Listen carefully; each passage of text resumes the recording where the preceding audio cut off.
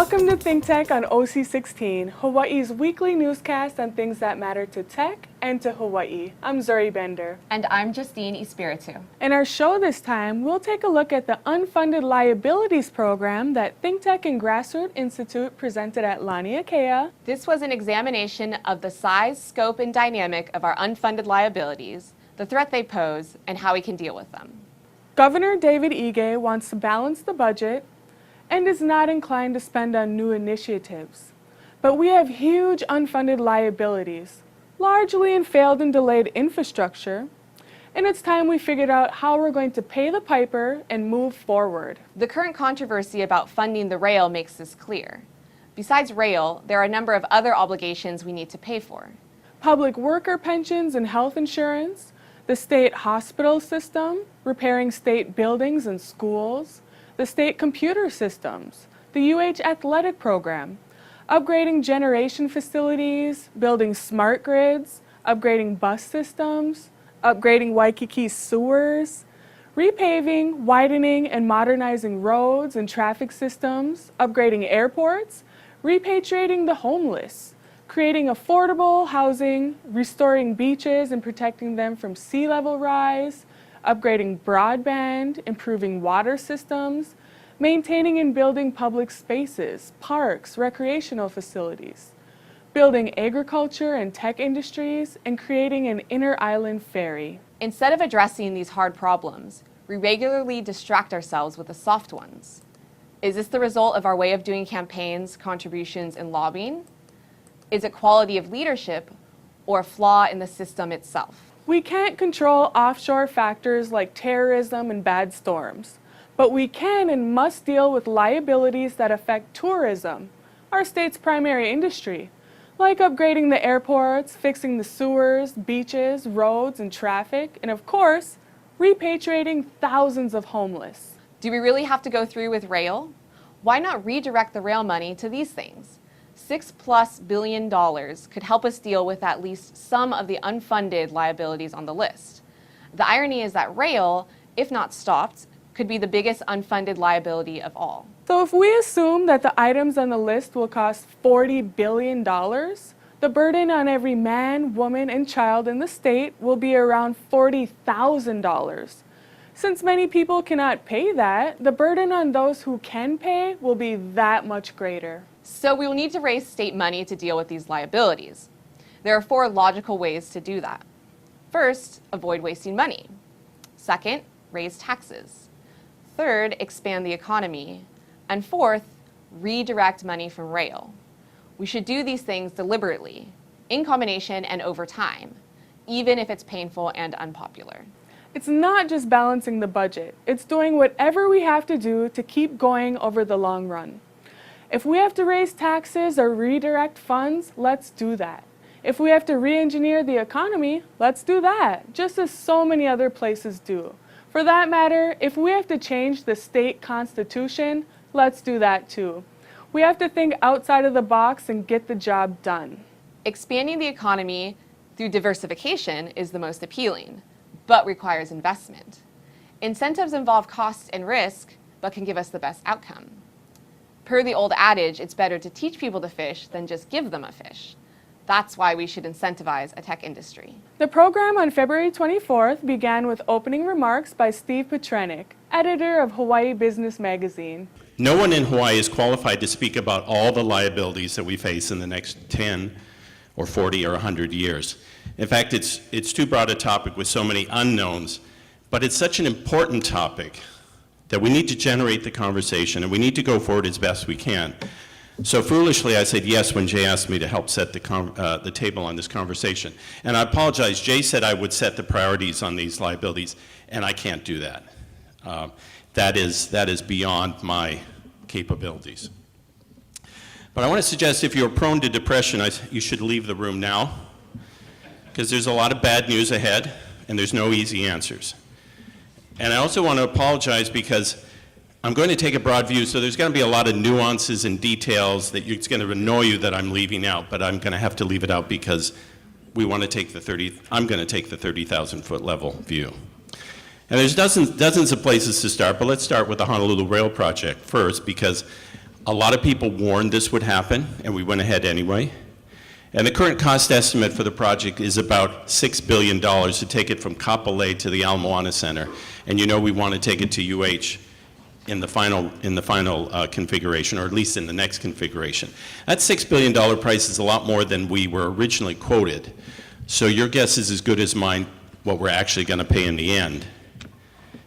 About $1.25 billion has already been spent, and now we're hearing that we're nearly, there's a $1 billion cash flow problem, which means that the construction may be shut down as early as June. What's especially worrisome about rail is that it has a dedicated funding source, a 0.5 percentage point increase in the general excise tax, plus it has federal funding that we've been promised. If that funding is not enough, and now that seems to be the case, and we decide we need to finish the project, we will have to divert other funding from rail, which means less money for other liabilities that we have. We then heard from Kalbert Young, former state budget director and currently CFO of the University of Hawaii, who discussed the fiscal considerations of arranging payment. In terms of unfunded liabilities, I have a much more positive look on it. We are currently, right now, standing at a very significant point in history in the state of Hawaii because we are about to embark on addressing all the unfunded liabilities. This is a culmination of decades worth of progress, the last 4 years of which have been the most significant to put the state of Hawaii on a path to address unfunded liabilities. Let's be clear in terms of what we're talking about. The pension and unfunded liabilities in the EUTF, the Employers Union Trust Fund, which provides medical benefits for retirees of all government employees in Hawaii, so state and all the counties, is about $40 billion worth of total liability, of which about $26 billion is unfunded. The $14 billion that's in the ERS pension system, that is a positive thing. And one correction for Steve's comments, your government, state and county, have been contributing for pension each year. It's statutorily required. It's a percentage of all government payroll is contributed to the pension system. We are all pre-funding the pension system.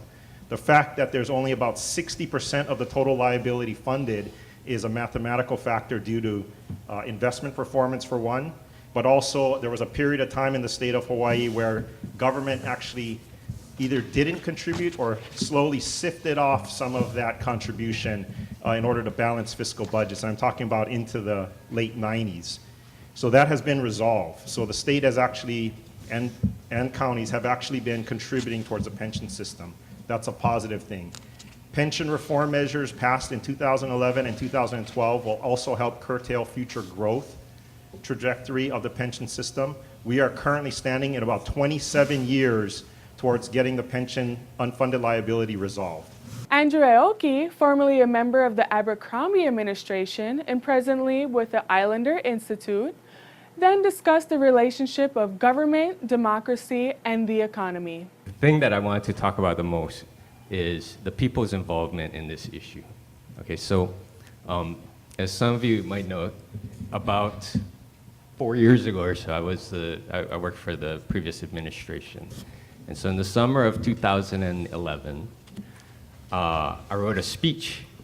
And the speech was going to be about like the 5 existential threats to life as we know it, basically. It was it's like a feel-good piece. And it was about things like our overdependence on federal funding, our overdependence on outside food and energy, a lack of investment in our human capital. And then the number one thing was our unfunded liabilities.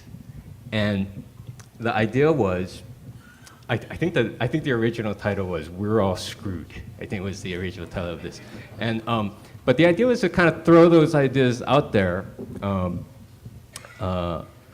as markers about the biggest challenges facing us.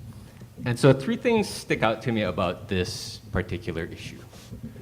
Number one is how big of a problem that it is. And it's not one of those possible problems like meteors hitting us or things like that. This is one of those guaranteed things that is coming. and that has significant impact, and likely impact on everybody's life in one way or another. So how big a problem it is. The second thing that strikes me about this problem is how few people either know about the problem or care about the problem. We then heard remarks from Katie Lagareta of Communications Pacific, who discussed the current condition and prospects of the business community. My firm works with clients in nearly every major industry across the state, and regularly we talk with them about business, their businesses, their perspectives on the economic future of Hawaii. And generally, after the Great Recession, most of the companies my firm works with are moving forward with their business plans as aggressively as they can. A number of them have capital. That's not the biggest problem. Some don't as much as they'd like. But one of the big problems they're all facing pretty much is finding employees that they need to run their businesses. It's an ongoing challenge, whether it's for retail, travel industry, or professionals with specialized skills. It's an issue I hear about a lot. Nearly every business person I talk with is fairly well informed about, on some level, about our unfunded liabilities, as Jay outlined so clearly in his February 17th article in the Honolulu Star-Advertiser. They may not know every detail, and some are more concerned about other liabilities, certain liabilities, and along those lines, the thing I hear about every day is rail. It's become really the icon for looming, overwhelming debt in many people's minds. Even those who have been staunch advocates, and all of us know that we have a traffic problem that needs to be addressed, but even the staunchest advocates are finding it difficult to endorse a massive public works project that seems so out of control in so many ways. And I wasn't going to say it, but are the Keystone Cops really running this project or what? I knew that, back to what Steve said, I knew that was a bad sign when our outgoing mayor, the one who came up with this idea in such a big, heavy rail fashion, was showing posters around town saying that, showing people from West Oahu sitting in nice seats, reading the paper and drinking coffee on their way into town. And then as soon as a few more months went by, we were told that there wouldn't be any seats except maybe for people with certain disabilities, and there would be 21 stops along the way. So it's going to be a different experience than we were told in every single way. After that, Hunter Heflin of the Asia Pacific Center for Regenerative Design discuss sustainability as it affects our ability to pay. My perspective on a lot of these things is a little bit more long range with some shorter term implications, and largely getting at the notion that our economy and that our systems overall are social ecological systems, and that there's a coupling of our natural environment and our human systems that we need to be more cognizant of. I'm obviously not going to be able to address all aspects of sustainability and their relevance to unfunded liabilities, and won't necessarily be addressing either some of the particular ones that have been brought up thus far. Biggest issues as I see them, particularly as was already mentioned, the popular notion of our food insecurity, heavy reliance upon imported goods, that being around 90% or so, our aging agricultural sector, and the high production costs of land, labor, and capital. Are considerable issues that are being addressed slowly in different ways, from farm to school programming, school garden networks, and sort of creating educational pathways to address some of these issues, but that doesn't change the fact that having land tenure is an issue, that being able to afford land to even be producing from is also damn near impossible, and that the capital access, particularly for small farmers and new farmers, is also very difficult. So from my perspective as a sort of a human metabolism, that our food security is one of those things that we need to start addressing. And I'm not saying that we should be returning to some sort of isolationist, wholly produced from within our islands, but that we need to strike some balance to be cognizant of the fact that we are situated in the middle of the Pacific Ocean and reliant upon a fairly complex international trade system that may not always work as well as it has up to this point. And so taking sort of the liability as a planner, as a disaster manager, sort of considering liabilities in a slightly broader way. And namely just to recognize that this sort of aspect of social ecological systems is not so much a hippie tree-hugging notion, but a biological reality with considerable financial implications. This was followed by remarks from Colin Moore of the Political Science Department at UH, who discuss the flexibility of our political system and landscape. I was asked to talk about the political possibilities here, and I think this is important because really this is a political problem more than it is a policy challenge. I mean, we kind of know how to solve these problems. We can raise taxes, we can cut benefits. The problem is this is tough, right? So assuming we don't see dramatic growth in the economy, and I think that's pretty unlikely, righting our fiscal ship requires two things that drive fear into the hearts of politicians everywhere: raising taxes or reducing benefits. And politicians feel this way, of course, not because they just happen to be terrified of these things naturally. They're terrified because these are two things the public hates, and they'll come after their elected representatives with fury when they do them. And so I want to give you a sense about how the public thinks through taxation and spending issues, because I think we'd be mistaken to think if we could just all get together and talk through these things, we could come up with some reasonable policy solutions. I'm not sure we can, because the public doesn't think very rationally about taxation and spending. And I'll give you some examples. So I want to start out by talking about some of the political science research. It's been studied pretty extensively, although the results are not particularly encouraging. And then I want to turn to three local examples where I think there were some minor proposals, really relatively minor proposals to increase revenue, in some cases to reduce benefits, that I think were pretty unsuccessful, and as a result, the results were somewhat depressing. And then I want to end by suggesting one possibility, one way out, one way to think about this politically. So the first, I'll talk about political psychology on taxation and spending. So it might not surprise you to learn, like I said, that the public behaves pretty irrationally when it comes to taxation and spending policies. And so I'll give you some examples from a number of pretty rigorous studies done about this. So I promise I'm not just making this stuff up on the fly. So it might not surprise you to learn when you ask people, hey, do you think your taxes are too high, too low, or about right? Basically, everyone says they're about right or they're too high. After that, Keli'i Akina of Grassroots Institute discussed options and possible solutions to the problem. We're in a crisis, so we need crisis management, and that's going to take courage. It's not rocket science. It's as simple as ABC. A, assess the damage. Audit how bad our financial situation is and tell everybody. And this isn't to be pessimistic, it's just to be diagnostic. What do we owe? How deep is the hole? B, bite the bullet. Stop government spending on what we can't afford or what is redundant and what's inefficient. Stop spending on projects that endlessly go up in their cost and so forth. And C, commit to pay. Act 268 requires that our legislature pay down the unfunded pension liabilities. But how do we make sure that we don't raid those funds? So what will it take to make sure that the legislature keeps paying? Well, my good friend Kalbert Young down at the end of the table told me once, they need fortitude at the legislature. And when he said that, he had a wry smile on his face. I would have preferred if he had said threat of jail sentence. Number two, in addition to crisis management, we need best practices, and that's going to require knowledge. There are rich states and there are poor states, and some of this is due to geography because Texas has a lot of oil. But at think tanks like the Grassroots Institute, we do research, and when we analyze the prosperity of the 50 states over a time series of decades, the main factor that determines a state's wealth is not its geography, and not whether it has oil reserves. The main factor as to how well a state does economically is how well government promotes a business growth climate. And that can be measured objectively by best practices. The American Legislative Exchange Council has identified and tracked 15 best practices for decades. And they statistically determine which states will be rich and which states will be poor.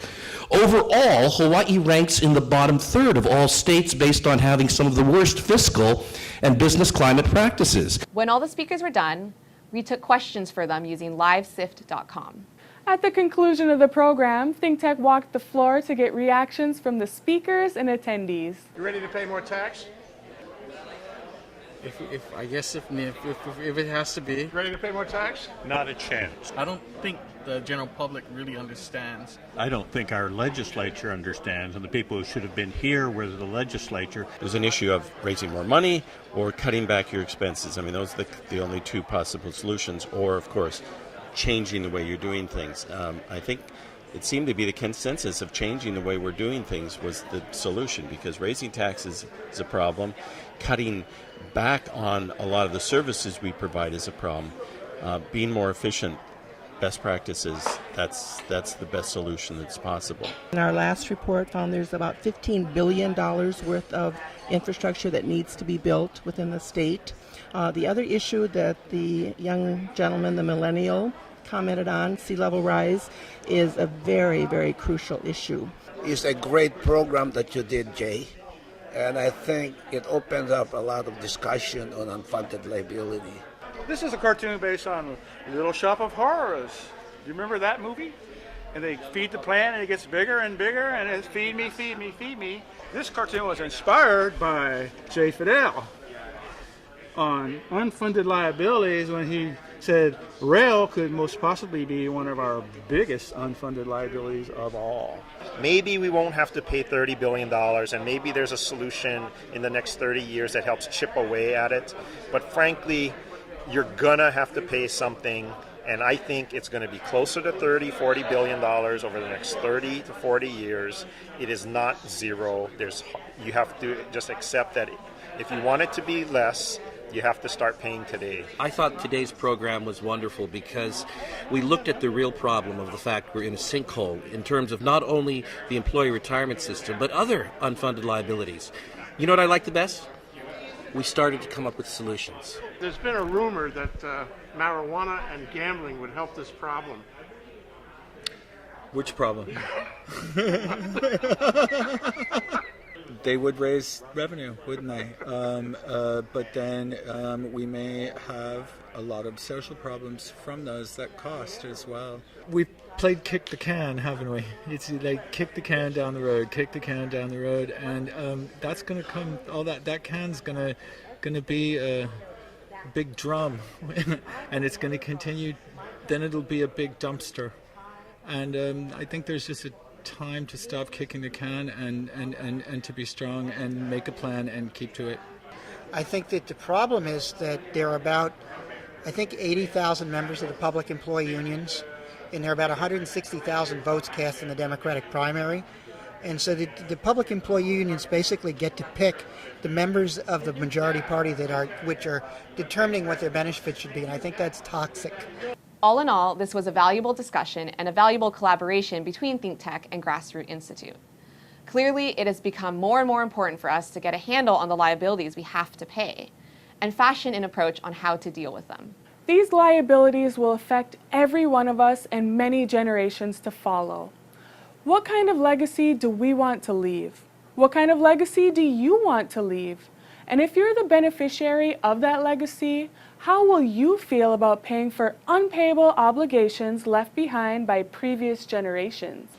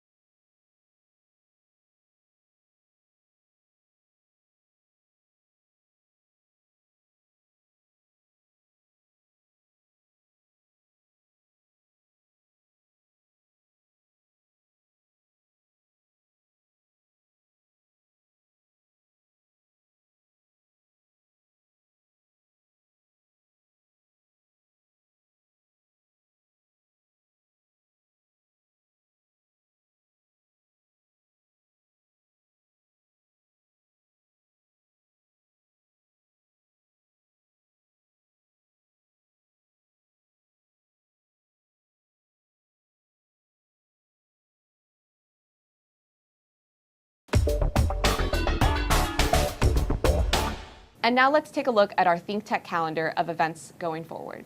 ThinkTech broadcasts its talk shows live on the internet from noon to 5 p.m. every weekday afternoon. If you missed a show or you want to replay or share any show, they're all archived on YouTube. Visit thinktechhawaii.com for our live stream and YouTube links or to join our email list and get these links and program advisories on our upcoming shows.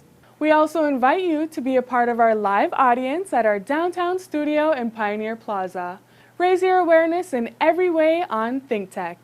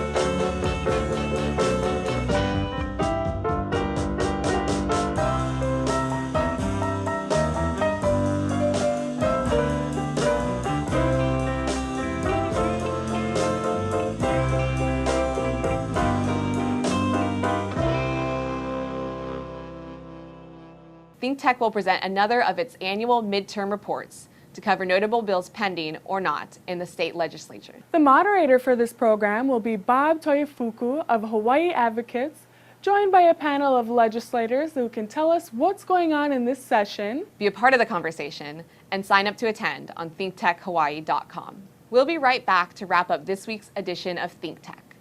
But first, we want to thank our underwriters.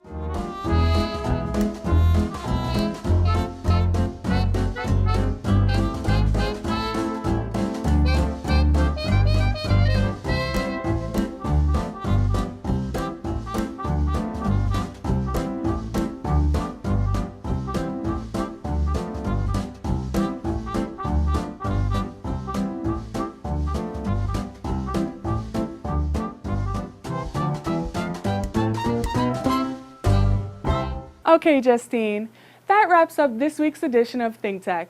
Remember, you can watch ThinkTech on OC16 several times every week. For additional times, check out oc16.tv. For lots more ThinkTech videos and for underwriting and sponsorship opportunities on ThinkTech on OC16, visit thinktechhawaii.com. Be a guest or a volunteer, a producer or intern, and help us reach Hawaii. Thanks so much for joining us on ThinkTech and for supporting tech, energy, diversification, and globalism in Hawaii. You can watch this show throughout the week and tune in next Sunday evening for our next important weekly episode. I'm Zuri Bender. I'm Justine Espiritu. Aloha, everyone.